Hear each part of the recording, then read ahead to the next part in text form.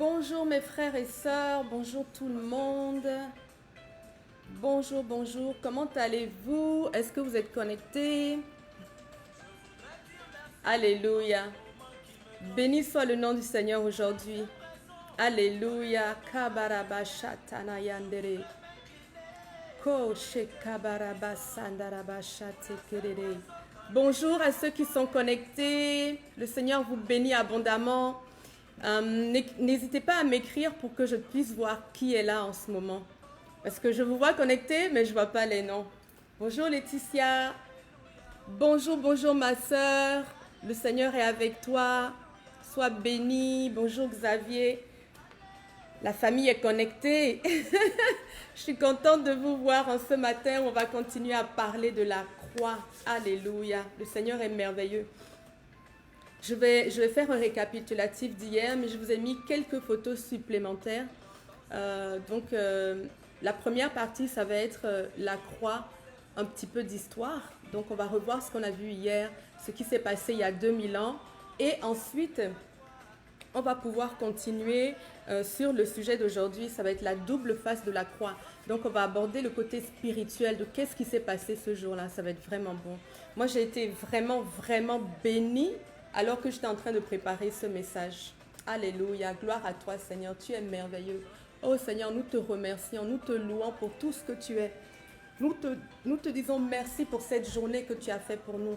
Nous te disons merci pour ton Fils qui est venu sur cette terre pour nous. Nous te disons merci éternel pour ta présence qui ne nous abandonne jamais. Nous te disons merci pour cet instant précis.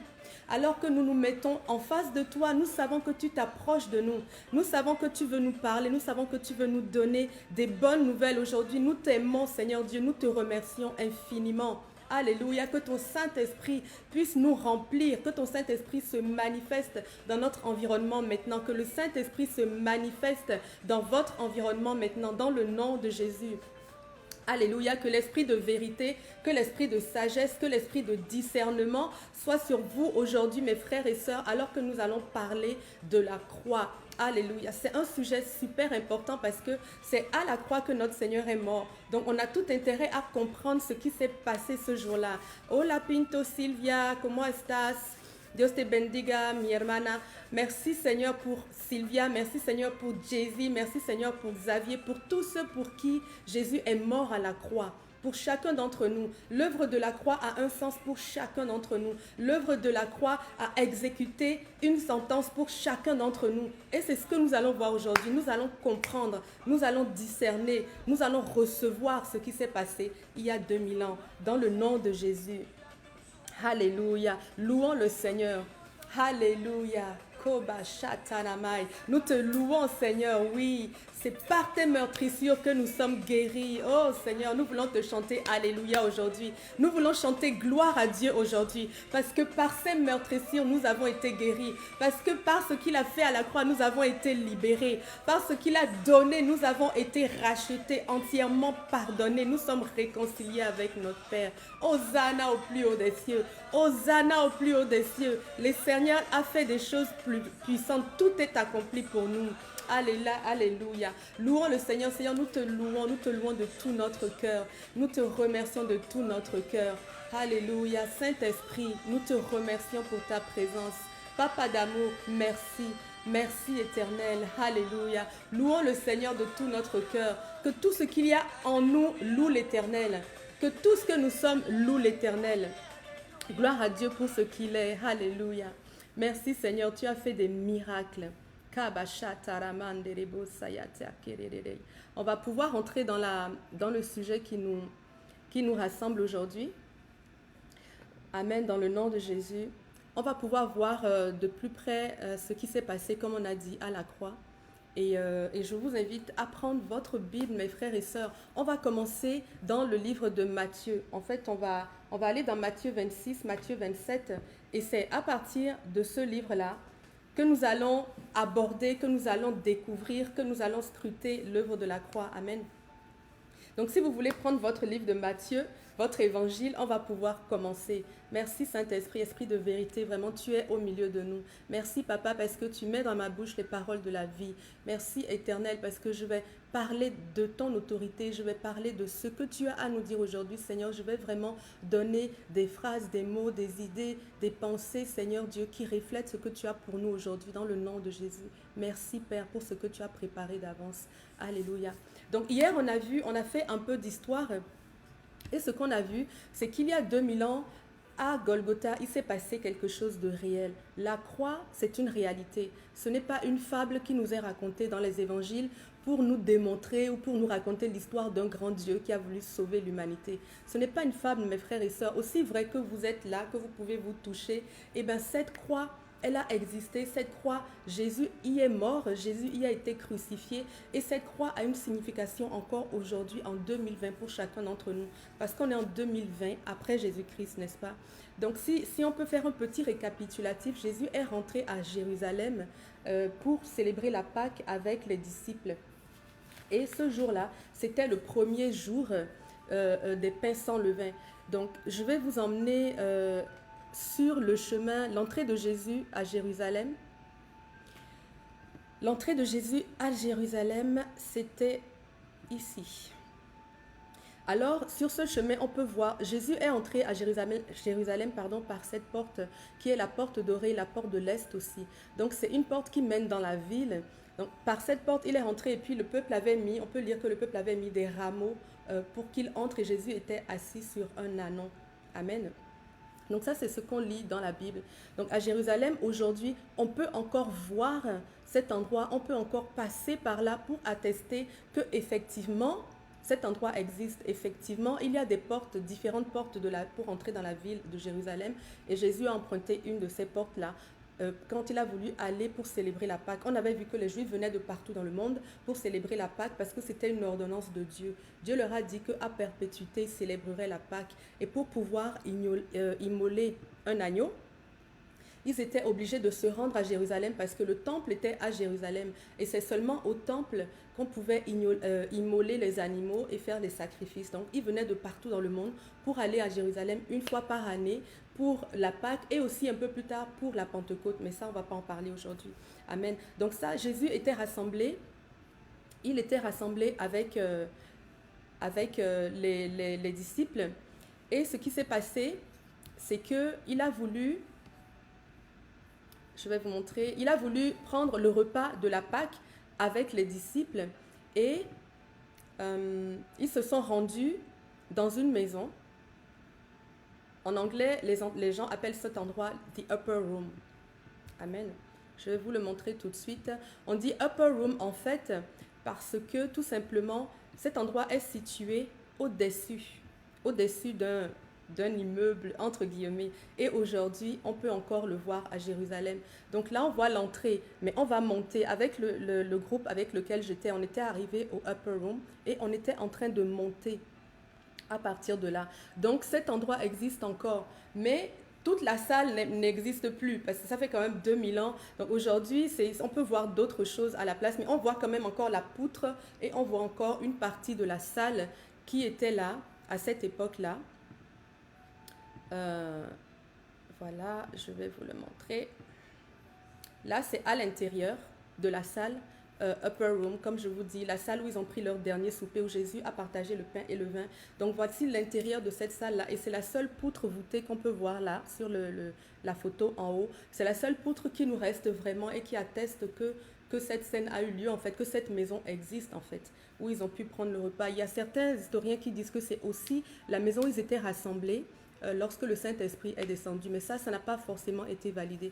Tout ce que je peux vous garantir aujourd'hui, c'est que cet endroit, c'est l'endroit où ils ont pris le dernier souper avec le Christ. Amen. Ok.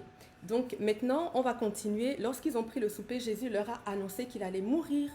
Il avait déjà été oint, on l'a vu un peu plus tôt, par Marie de Béthanie qui lui avait versé du parfum. Et Jésus annonçait à ses disciples qu'il allait mourir, qu'il allait être crucifié et qu'il y en a un d'entre eux qui allait le trahir et c'était Judas.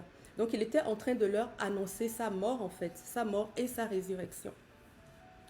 Et à ce moment-là, personne d'entre eux ne savait vraiment ce qui allait se passer réellement. Ils comprenaient ce que Jésus leur disait, mais ils ne réalisaient pas réellement ce qui allait se passer à ce moment précis. Lorsqu'ils ont fini le souper, Judas est parti faire ce qu'il avait à faire, donc il devait vendre Jésus. Et Jésus et ses disciples se sont retrouvés à Gethsémane.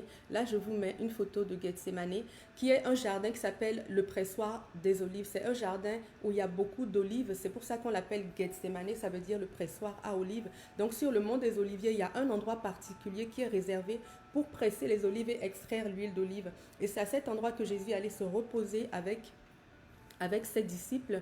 Et parce que, comme on peut voir sur la photo, l'olivier, c'est en fait un arbre qui est bas, qui est touffu.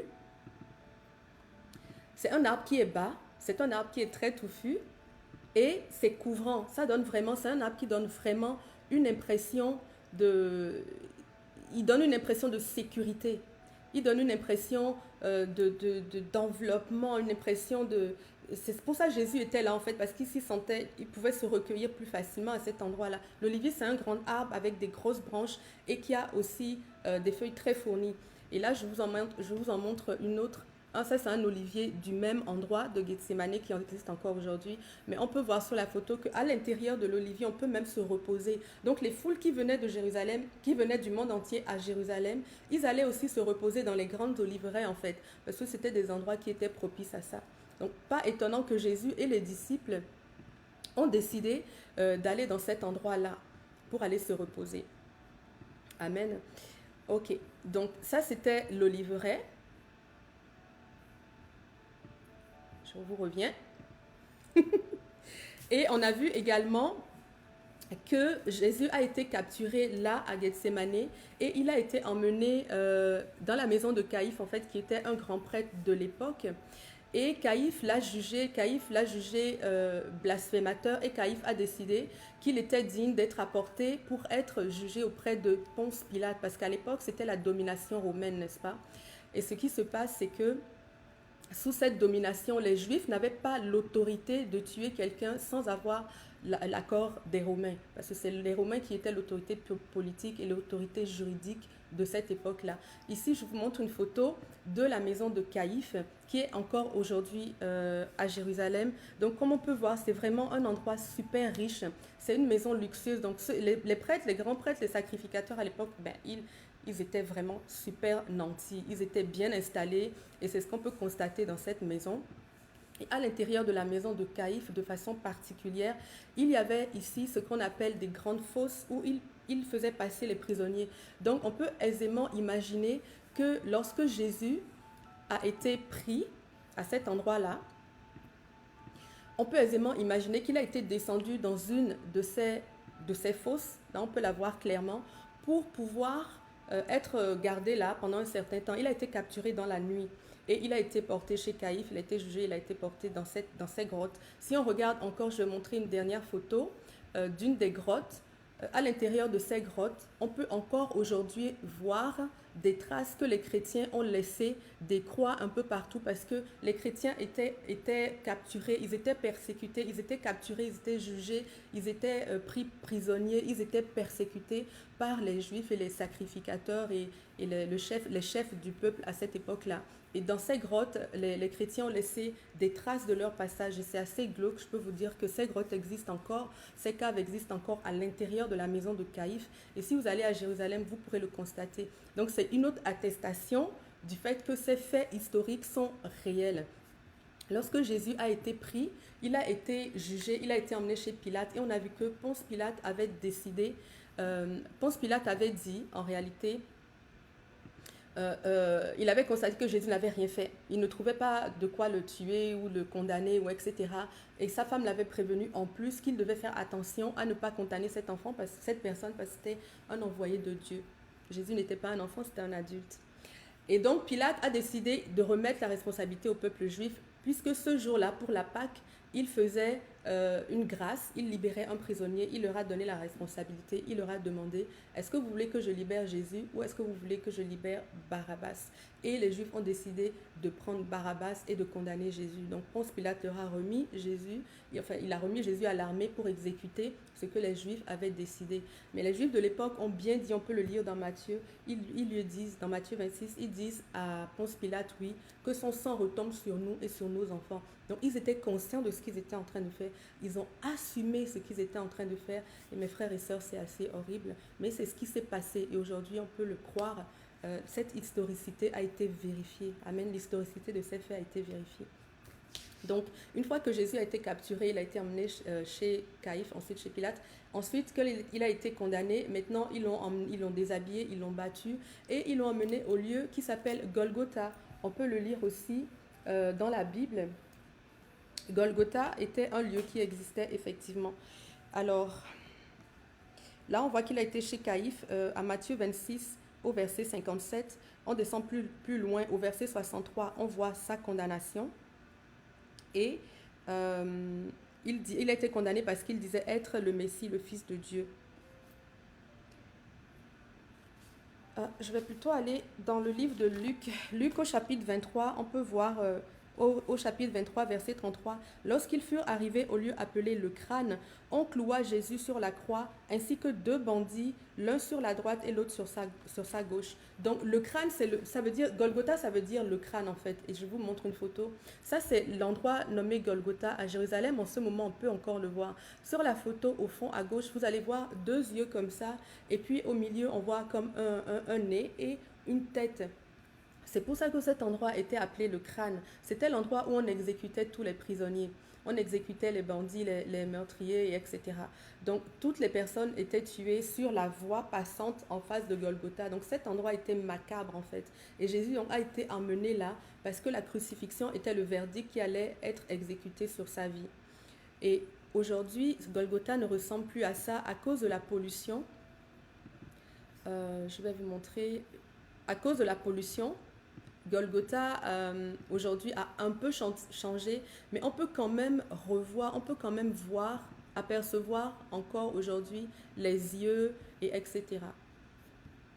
Je vous montre, voilà la photo que moi j'ai prise en décembre. Sur le côté gauche, on peut voir encore la cave et sur le côté droit, là où ça fait un V plongeant comme ça, c'est à cet endroit-là, quand on se rapproche, qu'on voit bien le dessin des deux yeux qui représentait les yeux du crâne Golgotha. Donc cet endroit existe. Et en face de Golgotha, il y avait des tombes où on enterrait les prisonniers qui avaient été crucifiés. Donc surtout les personnes les plus riches à l'époque, parce qu'il y avait des tombes beaucoup plus loin pour les personnes qui étaient pauvres.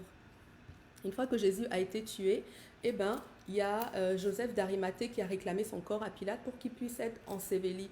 Donc Joseph d'Arimathée a demandé à ce que Jésus soit mis dans son tombeau. Et ce tombeau aussi est encore présent aujourd'hui à Jérusalem. Il y a deux localisations qui sont disputées, celle du Saint-Sépulcre du côté des catholiques, l'église du Saint-Sépulcre, et celui-ci que je vais vous montrer, qui est en fait un tombeau qui se situe exactement en face de Golgotha. Et c'est la localisation qui est retenue par les chrétiens évangéliques aujourd'hui. Et c'est cette localisation que nous allons garder nous également, parce que tous les faits qui ont été relatés dans les évangiles nous portent à croire que c'était exactement cette tombe-là. De toute façon, c'est à quelques mètres près de cet endroit-là. Et qu'on peut voir sur la tombe, il y a une fenêtre pour l'aération et on peut rentrer dans la tombe. Les femmes rentraient dans la tombe, donc il y avait une porte, on pouvait rentrer assez haute pour rouler une pierre pour fermer la porte. Et en face de la tombe, comme c'est écrit dans les évangiles, il y a un jardin où on peut s'asseoir. Du coup, on sait que c'est à cet endroit-là que Jésus a été emmené. Un instant, je vais vous montrer une autre photo de la tombe qui va vous permettre de voir la taille d'un homme à côté de la porte. Voilà, sur cette photo, vous pouvez voir une dame qui est debout juste à côté et des personnes qui sont entrées. Aujourd'hui encore, on peut entrer dans la tombe, n'est-ce pas? On n'a pas le droit d'emmener des caméras ou de la musique ou des choses comme ça pour préserver en fait les lieux, mais on peut y entrer. Et vous voyez, il y a un monsieur qui est debout à l'intérieur de la porte. Donc la porte était quand même assez haute pour laisser passer quelqu'un. Et cette porte était fermée par une grosse pierre, ce qui explique que les femmes ne pouvaient pas rouler cette pierre. Une pierre de cette taille devait être vraiment très très lourde. Donc la tombe est encore présente aujourd'hui et vous pouvez également aller la visiter. À ce lieu Golgotha, en fait, Jérusalem c'est quand même tout petit, hein. Au même lieu, vous avez Golgotha, le tombeau. Vous avez Golgotha, l'endroit où on crucifiait les gens. Là où il y avait le crâne, mais en face du crâne, sur la rue passante, pour que tout le monde puisse voir les condamnés. Et un peu plus loin, il y avait ce jardin-là, et puis les tombes de personnes qui étaient riches, entre guillemets, et qui avaient acheté ces endroits-là pour que on puisse les ensevelir plus tard. Amen. Donc dans les tombes, à l'époque, on pouvait mettre plusieurs personnes de la même famille. On ouvrait, c'était comme des caveaux en fait. Donc si on regarde sur le côté gauche, à l'intérieur de la tombe, on verra encore les étagères où on disposait les corps. Donc voilà, ça c'est ce qui s'est passé. C'est ce qui s'est passé à la croix il y a 2000 ans où Jésus a été crucifié. C'est ce qu'on a vu concrètement, c'est ce qu'on a pu constater. Maintenant, si la croix a existé, elle a une signification particulière et c'est ça qu'on va regarder aujourd'hui. Qu'est-ce que les hommes ont vu? Qu'est-ce que les hommes qui étaient là ont vu? Les hommes qui étaient là, ils étaient nombreux, hein. Si on va dans le livre de Luc, on va lire. Il y avait Simon de Cyrène, il y avait les foules, il y avait beaucoup de femmes, il y avait la mère de Jacques, des fils de Zébédée, il y avait la mère de Jésus, il y avait plusieurs autres femmes, il y avait Marie de Magdala, il y avait les femmes de Jérusalem. À cet endroit, il y avait les soldats romains, il y avait les chefs des peuples, il y avait les sacrificateurs, il y avait aussi l'officier romain qui était un homme d'autorité, il y avait les amis de Jésus, on peut le lire à Luc 23 au verset 49, tous les amis de Jésus ainsi que les femmes qui l'avaient suivi depuis la Galilée se tenaient à distance pour voir ce qui se passait. Donc, toutes ces personnes ont vu que Jésus a été crucifié. Ça, c'est un des faits qu'aujourd'hui, c'est clair et net. Jésus a été crucifié. Ça a été constaté. Mais ces personnes qui regardaient la mort de Jésus, qu'est-ce qu'elles ont vu? Elles ont vu juste une personne qui a été amenée à la croix. Elles ont vu un innocent qui a été cloué à la croix et qui est mort à la croix. Les personnes qui étaient là n'avaient pas compris, n'avaient pas conscience, alors qu'ils étaient en train de regarder Jésus, ils n'avaient pas conscience de ce qui était en train de se passer au niveau spirituel. Donc, ils avaient une lecture simple qui était celle d'un condamné qui avait été mis à la croix. À la croix, à l'époque, on ne tuait que les personnes qui étaient des traîtres, des grands meurtriers, etc. Les citoyens romains eux-mêmes, quand ils devaient être exécutés, ils avaient le choix entre la décapitation et le suicide. Mais tous les autres qui étaient les esclaves ou les juifs ou les personnes des autres nationalités, ben, ils n'avaient pas ce choix-là. On les clouait à la croix directement. Et pour les juifs, à l'époque, lorsqu'on cloue quelqu'un à la croix, cette personne, c'est impossible qu'elle puisse jamais hériter du royaume des cieux. C'est pour ça qu'on dit maudit est celui qui est cloué à la croix, celui qui est pendu au bois. Maudit parce qu'il n'aura plus, dans la vision des juifs, dans leur religion en tout cas, quelqu'un qui est cloué à la croix n'aura plus jamais l'opportunité d'aller au paradis. Donc pour eux, Jésus qui était à la croix, c'était un signe de malédiction. Et c'est pour ça qu'ils étaient là et qu'ils rigolaient. Ils disaient certainement, celui-là n'était pas le Fils de Dieu. Parce que le Fils d'un Dieu ne peut pas être tué de cette façon, ne peut pas hériter de façon éternelle de la malédiction. Donc ça, c'est ce que tous les hommes voient. Marie, la mère de Jésus, elle avait vu ça aussi. Elle avait vu juste son fils crucifié. Et cela avait été annoncé. Satan aussi avait vu ça. Il avait vu, le voilà, celui qui dit qu'il est le Fils de Dieu et tout. Voilà, maintenant, je l'ai tué. Satan pensait que c'était terminé à la croix. Donc, tous les hommes, toutes les personnes qui étaient présentes n'ont vu que la crucifixion. Et Jésus a été tué parce qu'il a été accusé d'être le Fils de Dieu et il a été accusé d'être en sédition, d'être un rebelle en fait contre l'Empire romain. Et c'est à cause de ça principalement, de cette rébellion contre l'Empire romain qu'il a été crucifié. Amen. Bon, maintenant, juridiquement, c'est ce qui lui était réservé parce que c'était un rebelle devant les Romains. Donc, c'était normal, en fait, qu'il soit crucifié. Cependant, Jésus lui-même a dit qu'il était Dieu, puisqu'il a été crucifié sous le motif d'être le Messie, le Fils de Dieu, n'est-ce pas? On peut le lire dans Matthieu 26. Hop, non, Matthieu 27, je pense. Ici. Matthieu 26 plutôt, verset 63. Ça, c'est Caïphe qui parle à Jésus. « Je t'adjure par Dieu vivant. Dis-nous, est-ce que tu es le Messie, le Fils de Dieu ?» Et Jésus lui répond, « Tu l'as dit toi-même. Donc Jésus disait qu'il est le Fils de Dieu. Donc ce qui s'est passé, la lecture que Dieu faisait à ce moment-là aussi, c'est que le Fils de Dieu est allé à la croix. Dieu est allé à la croix. Comment est-ce qu'un Dieu peut mourir? Comment est-ce que quelqu'un qui dit qu'il est le Fils d'un Dieu peut mourir? Il y a beaucoup de religieux ou de religions qui se posent cette question, qui refusent de croire en la divinité de Jésus parce qu'ils disent qu'un Dieu ne peut pas mourir. Mais oui, Jésus était Dieu et Dieu est allé à la croix par choix. Dieu est allé à la croix parce qu'il a choisi délibérément d'aller à la croix. Si on peut croire qu'un Dieu ne peut pas mourir, mais un Dieu, donc qui a toutes les capacités, il a aussi le droit de choisir s'il veut mourir à la croix, puisque Dieu peut tout faire. Donc ce qui s'est passé, c'est qu'effectivement, Dieu qui s'est fait chair, l'incarnation de Dieu sous forme de chair, a été cloué à la croix. Dans le livre d'Ésaïe, Ésaïe 9, au verset 5, Ésaïe nous disait, un enfant nous est né, voici un sauveur nous est donné, on l'appellera Père éternel, Dieu puissant. Donc c'est effectivement le Dieu puissant qui a été incarné en Jésus, qui a été crucifié à la croix. Donc Dieu lui-même, lorsqu'il regardait cette croix, l'autre façade, les hommes voyaient juste un homme innocent qui avait été crucifié et tout le monde pleurait à la croix, les gens étaient meurtris à la croix. Et les femmes étaient meurtries, le peuple était meurtri à la croix, était blessé à la croix, était triste à la croix. Mais Dieu voyait en fait lui-même, ce que Dieu voyait, c'était lui-même crucifié. Lui-même crucifié, pourquoi? Pour nos péchés. Qu'est-ce que ça veut dire? Ça veut dire que la Bible nous dit on a tous été pécheurs, n'est-ce pas? En Adam, puisque Adam a désobéi à Dieu, tous ceux qui sont nés d'Adam sont nés dans la désobéissance. C'est pour ça que tous ceux qui sont nés d'Adam ont besoin du salut de Dieu, du secours de Dieu. Et le salaire du péché, comme c'est écrit dans Romains 6 au verset 23, le salaire du péché, c'est la mort. Donc chacun d'entre nous, notre héritage à cause du péché, c'est la mort. C'est pour ça que Jésus est venu mourir pour nous. Pourquoi? Parce que Jésus a pris notre sentence de mort pour l'exécuter à notre place. C'est comme si Dieu nous dit, ok, choisis la vie ou choisis la mort. Tu as le choix. Admettons, nous, on a choisi la mort. Dieu nous voit, il dit encore, oh là là, il est triste pour nous, il a mal pour nous. Il dit non, je vais prendre ce verdict de mort que tu as choisi et toi, prends en échange la vie. Donc, en fait, il y a une substitution à la croix. Et Jésus était le seul qui pouvait se substituer parce qu'il était le seul qui n'avait pas péché. Si toi, tu étais déjà pécheur, que tu allais mourir à la croix, bon, c'est juste ta sentence qui s'exécute.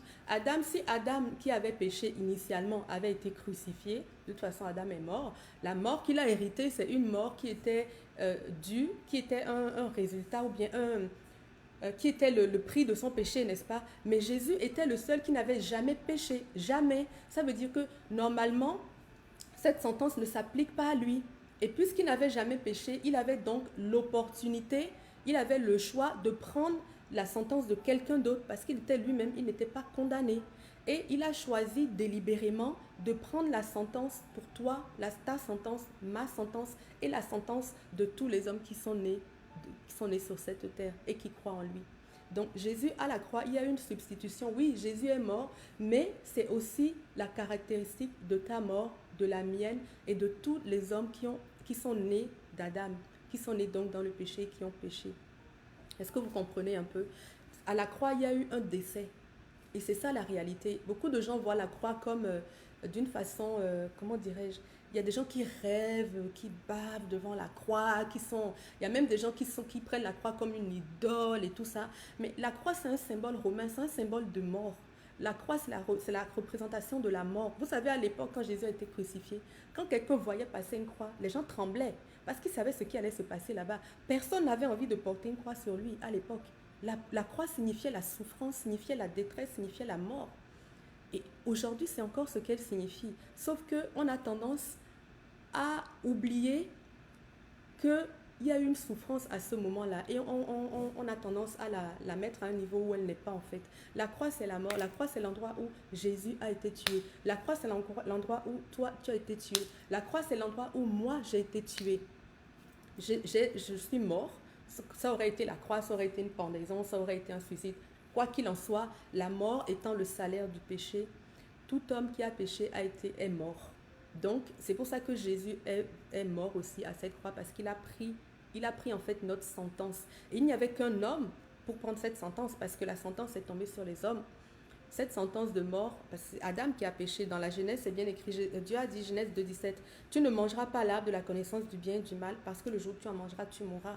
Donc c'est l'homme qui a écopé de cette sentence. Et c'est pour ça que c'est l'homme qui a été délivré.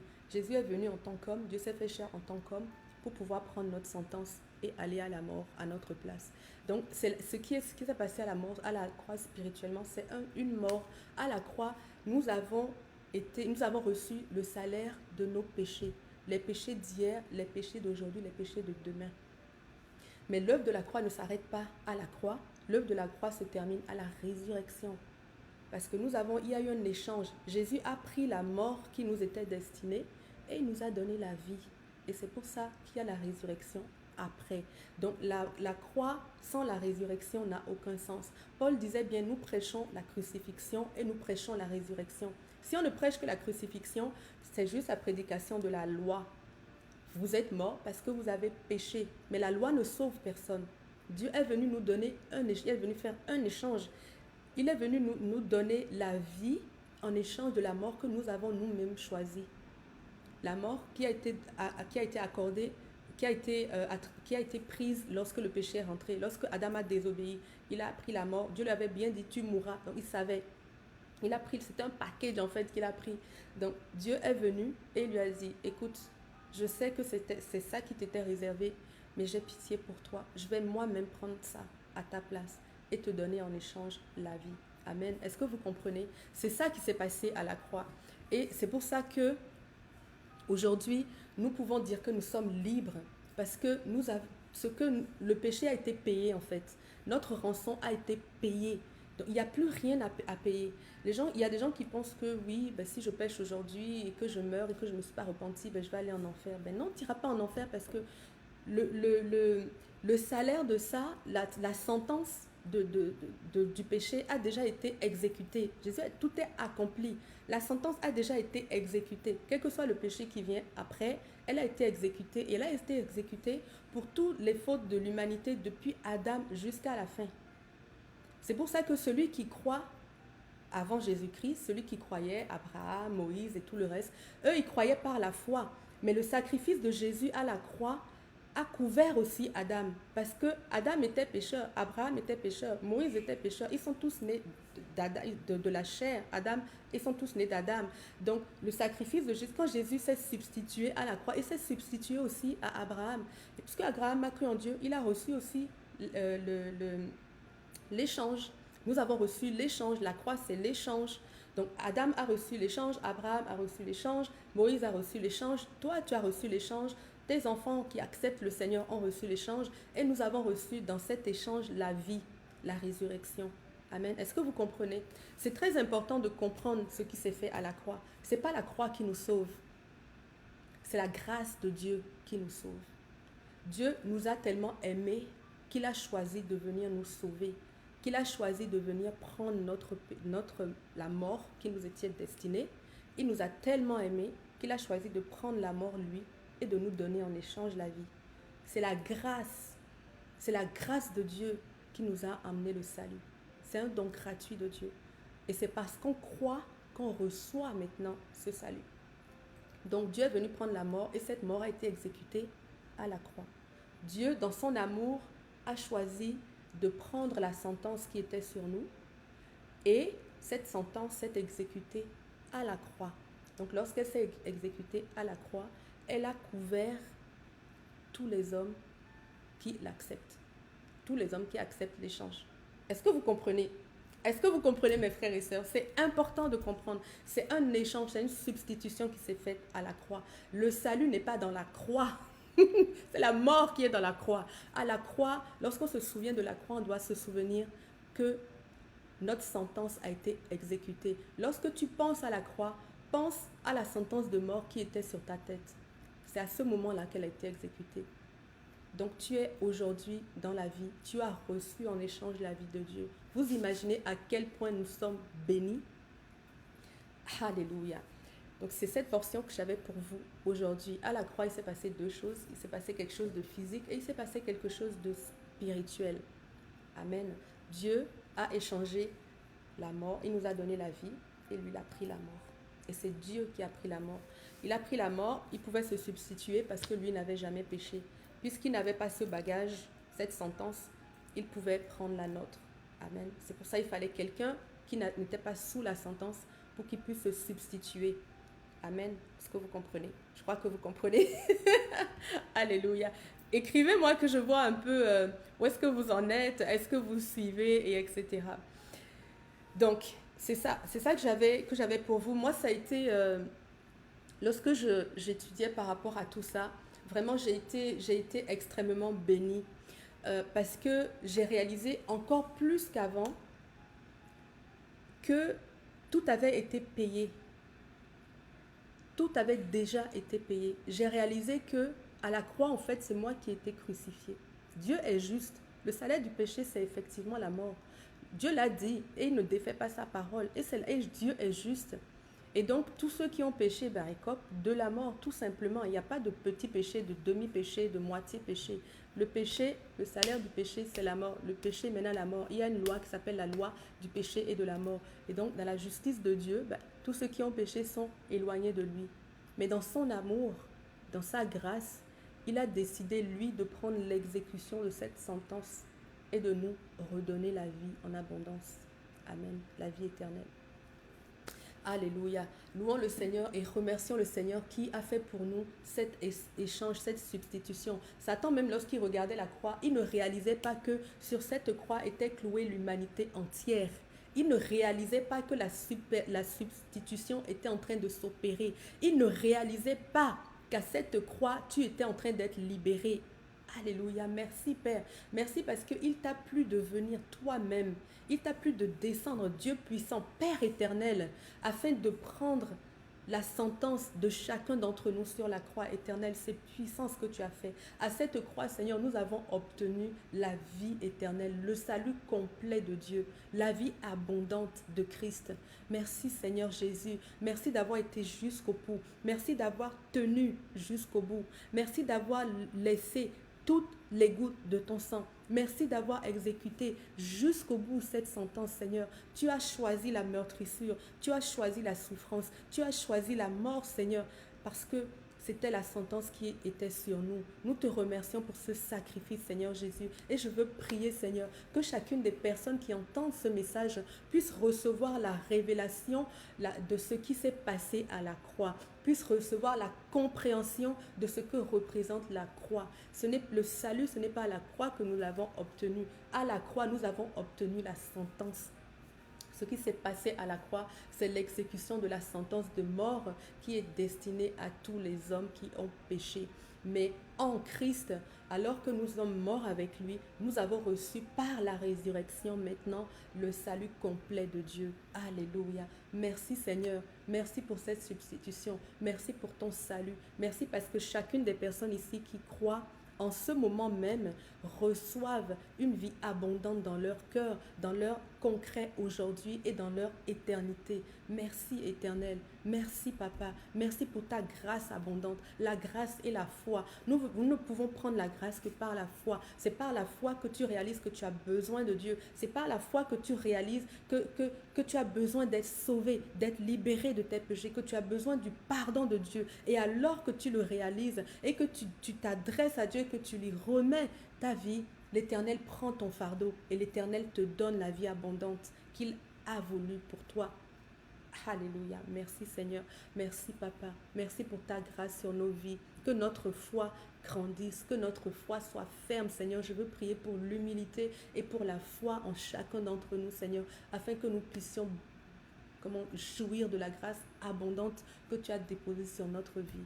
Merci Papa, dans le nom de Jésus. Amen. Ok, je vais lire vos commentaires. Absurde, excusez-moi. Oui, c'est absurde, Lucrèce, il n'y a pas de problème. La parole le dit, c'est notre verset d'aujourd'hui. La parole le dit. La croix, le message de la croix, si tu vas dans 1 Corinthiens 1,18, tu pourras le lire. Le message de la croix est une folie pour ceux qui périssent. Alors c'est normal que vous ne compreniez pas. Mais la grâce de Dieu ne peut que s'accepter. On ne peut que l'accepter, on ne peut pas la mériter. Alors, vous avez le choix soit de l'accepter, soit de ne pas l'accepter. Et malheureusement, beaucoup de gens ne l'acceptent pas. Si vous préférez rester loin de Dieu, qu'il vous en soit fait selon votre foi. Merci Seigneur. Alléluia. Jessica, Dieu n'est pas au-dessus de ses propres lois, alors il s'y soumet aussi. Oui, il fallait un sacrifice pour le pardon des péchés. Oui, alors il fallait qu'un homme pur avec un caractère divin. Exact. C'est exactement ça. Lorsque Dieu a établi ses lois, il s'y soumet comme nous l'avions vu. Dieu a magnifié sa parole au-dessus de lui-même. Alors, à cause de cela, mais pas seulement à cause de cela, mais vraiment à cause de son amour pour l'humanité, il a choisi de venir prendre le salaire du péché à notre place. Qu'il soit glorifié dans le nom de Jésus. Alléluia. Vous êtes détournés de la gloire de l'Éternel, remis à Moïse par l'unique Dieu, vous suivez les idoles, etc., etc. Bon, industriel, vous pouvez croire ce que vous voulez. On est tous libres, chacun d'entre nous, ici, aujourd'hui. Alléluia. Merci Seigneur. Alléluia. Merci Seigneur. Donc voilà ce que j'avais pour vous aujourd'hui. Demain, en fait, c'est quoi la rédemption? Demain, je vais vraiment aller plus en détail dans ce message. Je pense que s'il y a des zones d'ombre que vous n'avez pas compris, des choses que vous n'avez pas compris, je pense que demain, à travers l'enseignement sur la rédemption, il y a beaucoup de choses qui vont se clarifier. Donc, ne manquez pas cet enseignement. Demain, on va aller un peu plus en profondeur. La rédemption, c'est le rachat. Le rédempteur, c'est celui qui a racheté. Amen. Donc demain, on va le comprendre et on va avancer dans notre connaissance par rapport et notre compréhension, notre connaissance révélée par rapport à la croix. Qu'est-ce qui s'est passé il y a 2000 ans et pourquoi est-ce qu'aujourd'hui, ça a un effet encore pour toi et pour moi. Dans le nom de Jésus, vous êtes bénis mes frères et sœurs. Je vous dis à demain à midi.